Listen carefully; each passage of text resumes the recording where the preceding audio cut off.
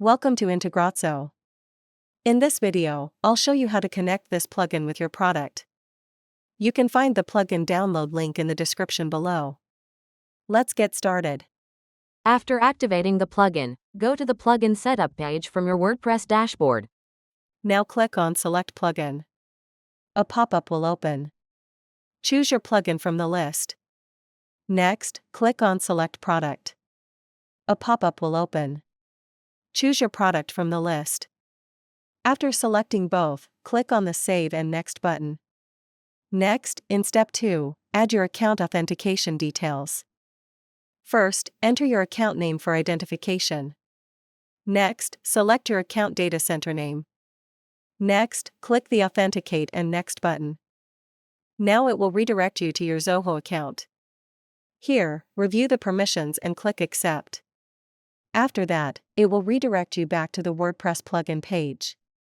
Now we're in the Map field section. First, select the form you want to integrate from the list. Then under Select List, select the list where you want the customer data to be added. After selecting both, click on the Save and Next button. Now the field mapping area will open.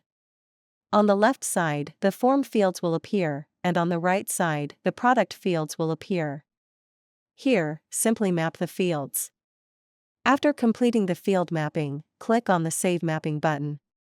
Now the integration is completed successfully.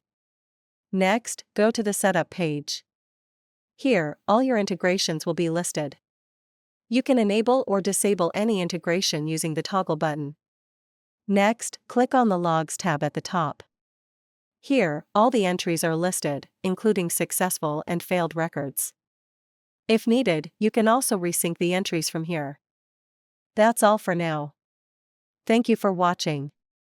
If you have any questions, feel free to comment below. Don't forget to check the plugin link in the description.